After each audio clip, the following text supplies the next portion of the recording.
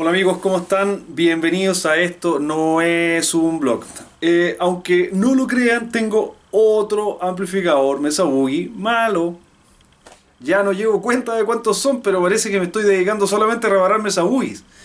Este es un Dual Caliber de 50 watts. Tiene dos tubos 6L6 y tiene un problemilla, me dice el dueño, que no funciona bien. Quiero probarlo primero, porque sucede que a veces estas panas son solamente de tubo y no es nada más que eso. En este caso,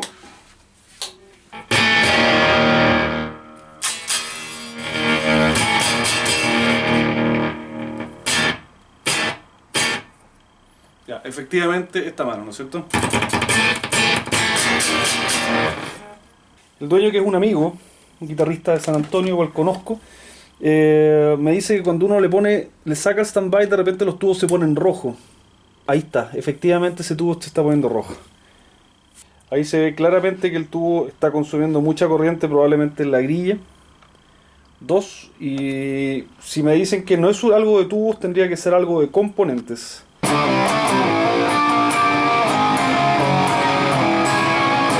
Entonces, veamos los voltajes con los que están trabajando los tubos grandes. Siempre la tierra es el chasis.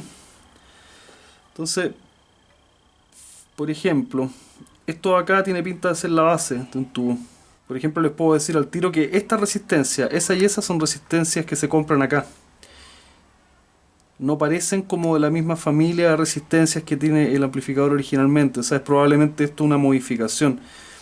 Tenemos 2 volts ahí y mucho menos acá. Aquí algo está pasando con la fuente que polariza los tubos, por lo que veo. Eso es la base. Esto debería ser 250 volts. Ya. Esto debería ser lo mismo porque estamos en DC. Y la grilla 2 está en 370. Como pueden ver, el ánodo está mucho más bajo. ¿Qué significa eso? No mucho. Entonces, claramente algo pasa en la fuente. Yo no sé cuál es la fuente, así que lo voy a apagar por mientras para analizar el circuito. Y ahí voy a revisar qué componente es el que está fallando. Pero ya está como ubicado el problema. O sea, claramente la polarización que le está llegando a los tubos no es la correcta. Lo que me llama la atención es esto. Nosotros tenemos acá los grid stoppers de los tubos grandes, son 220 kilos. Estas son las resistencias que yo les decía que son compradas acá en Casa Royal, porque el mercado nacional tiene resistencias que son muy icónicas, la verdad. Y uno ya con el tiempo de comprar ya las conoce. Entonces esto fue cambiado en su momento. ¿Por qué puede llegar a fallar este componente?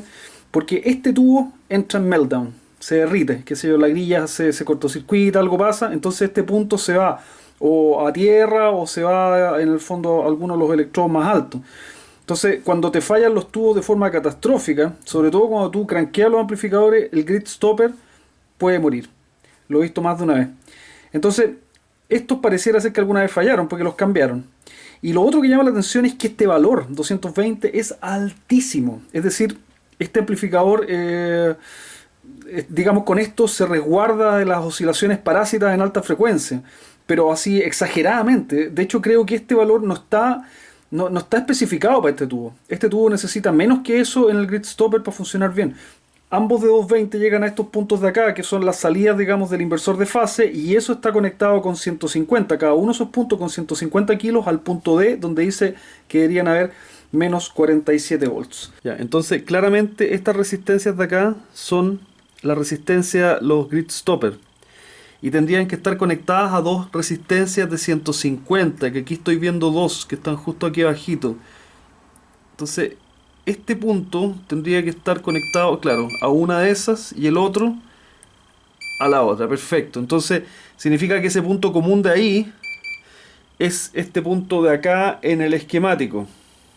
De este mismo embobinado de alto voltaje, el punto medio está enterrado. Y de la mitad de él sale un diodo que está polarizado hacia el otro lado, es decir, genera un voltaje negativo acá, y ese es el voltaje de vías acá. ¿Qué pasa con la entrada de ese diodo? A ver. La entrada de ese diodo me dice que está en 340. O sea, efectivamente ahí está la fuente, o la mitad de la fuente HT. Entonces, claro, en DC estamos en menos 159.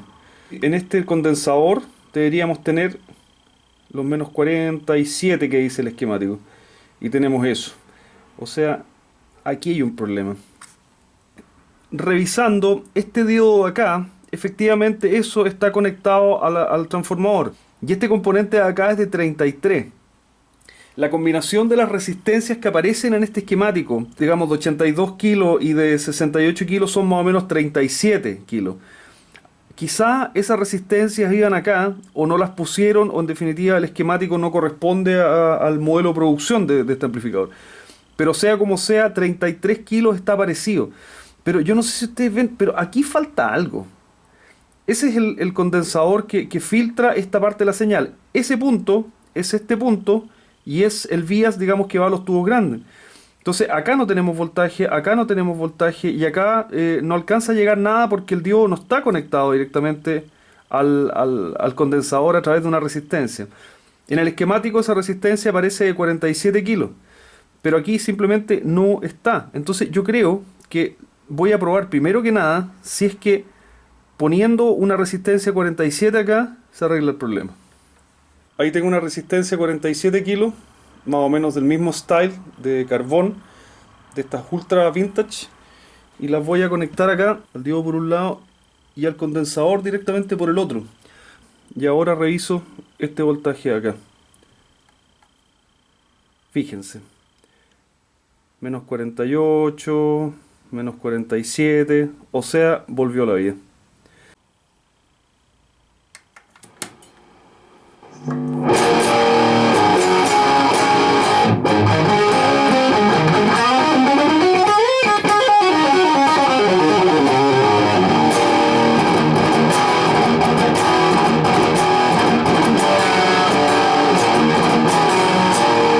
Y funciona pues.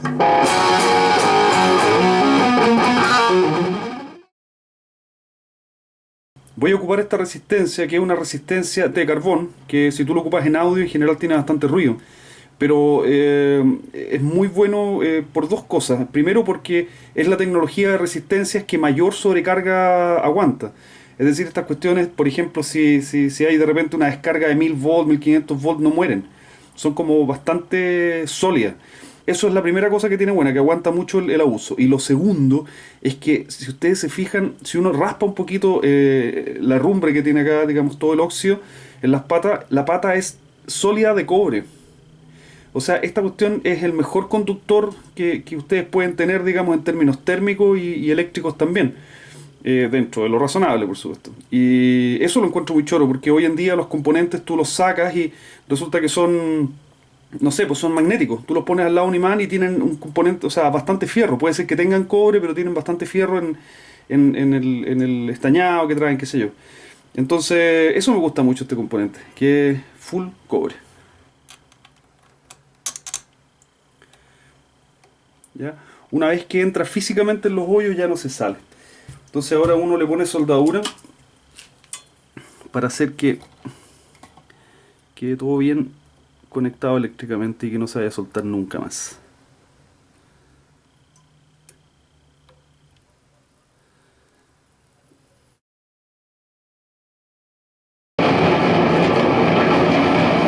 Ese es un ruido que apareció apenas toqué un tubo.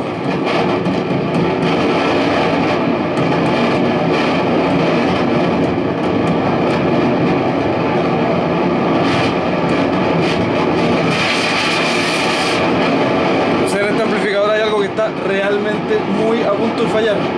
Sospecho que es un componente de la primera etapa. ¿Qué puede ser ese ruido tan terrible? En mi experiencia, generalmente ruidos tan fuertes tienen que ser en alguna de las etapas del principio. O sea, en este caso podría ser esta o esta.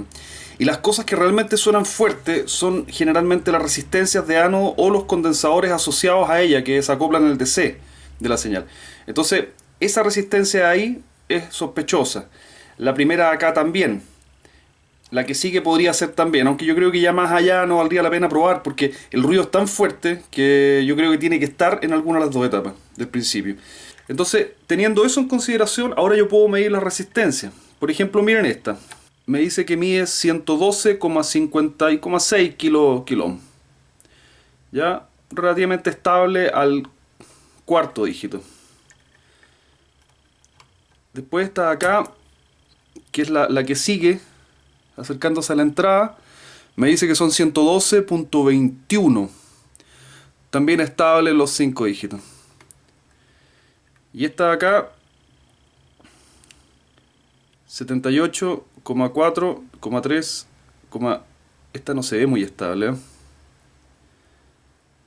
Fíjense. Esta no se ve tan estable como las otras, es 78,9, 79. Saben que yo, miren cómo oscila. Yo revisaría las soldaduras de estas o simplemente cambiaría la resistencia porque tiene mala cara. Le pegaron un condensador con silicona acá al lado.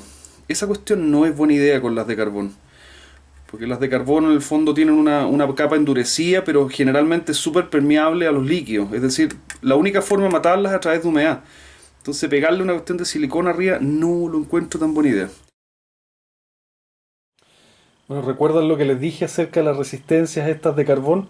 Que son tan buenas y qué sé yo. Bueno, hay un lugar donde ustedes no deberían ocuparlas nunca en audio y eso es en las resistencias de ánodo de los tubos. Porque ahí son bastante ruidosas. El ruido sospeché finalmente que podía tratarse de alguna de estas resistencias y las saqué. Y el ruido no se fue. Entonces empecé a mirar y esa resistencia de ahí, debajo de ese condensador que está todo pegado con goma, es esta resistencia de acá, en el esquemático, que conecta la entrada, en el fondo de la guitarra, con el primer tubo.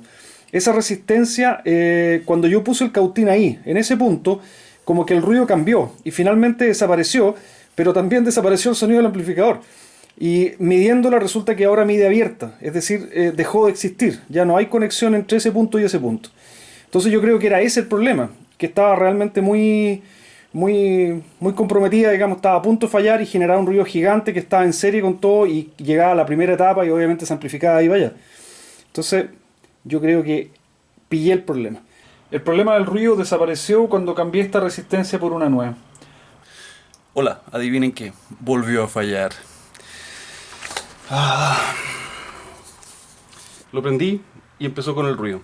Entonces llevé a tierra ese punto y el ruido se quitó. Entonces, o venía por esa resistencia, por esta que ya sabemos que no era porque la cambié, o por acá. Si pongo este punto a tierra, que la guitarra también lo hace, no pasa nada. Pero si ponía este tierra, el ruido se iba. Probé poniendo este tierra, este nodo acá, también se iba. Entonces el ruido viene de acá. Definitivamente el ánodo de estos dos tubos juntos. Si esto se pone a tierra, no pasaba nada. Entonces la única opción era poner esta tierra. Y la verdad es que toqué estos dos componentes y el ruido aumentó increíblemente. Y había notado yo que cuando lo golpeaba, en el fondo esos componentes como que tendían o sea, algo pasaba acá en esta soldadura, qué sé yo, había una cosa como suelta. Entonces yo soldé todo esto de nuevo. Yo creo que es esa resistencia de 680. Ahí está prendido y no, ahora al golpearlo no se dispara ningún ruido. Antes era evidente, uno le pegaba así, empezaba al tiro un craqueteo. Yo había pensado que podían ser los optocopladores, pero finalmente parece que esos estaban bien. Y bueno, aparte de la falla que hizo que me lo trajeran, que era esta resistencia de acá, que se había desaparecido, le cambiamos 1, 2, 3 resistencias de ánodo, lo cual quedó obviamente con menos ruido y mejor calidad en esos componentes. Y tuve que cambiarla una más acá, pero eso sería. Los tubos están un poquito viejos, pero están funcionando todavía. Bueno, ahí está el equipito funcionando. Tiene esa sensación boogie, digamos, de que tienes el tono abajo todo el rato. Pero aún así, como que el sonido...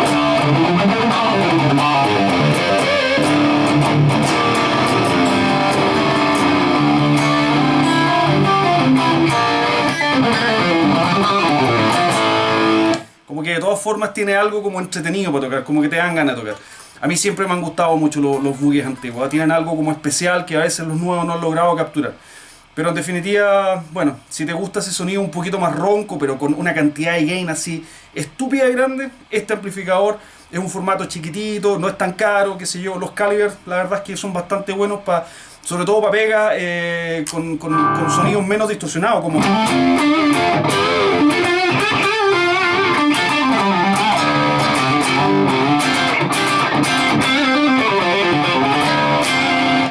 ¿Ya? Son difíciles de ocupar, eso sí, sin el ecualizador gráfico, porque en general si tú le das bajos, como que el sonido se revienta y deja de ser tan entretenido. Pero si tú lo ocupas con los bajos poquitito, digamos, y le das bajos con el ecualizador gráfico, el amplificador responde bastante bien. Tienen mucha ganancia, suenan así, realmente asustan un poquito. Así que eso, amigos. Bueno, nos vemos en otro NAD. Chao.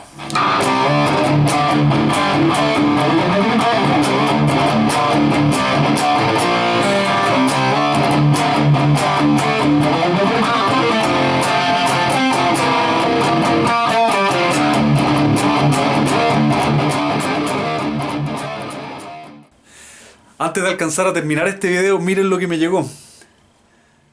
Otro Mesa Boogie malo. Ya es una cosa así surrealista. Me voy a tener que cambiar el nombre.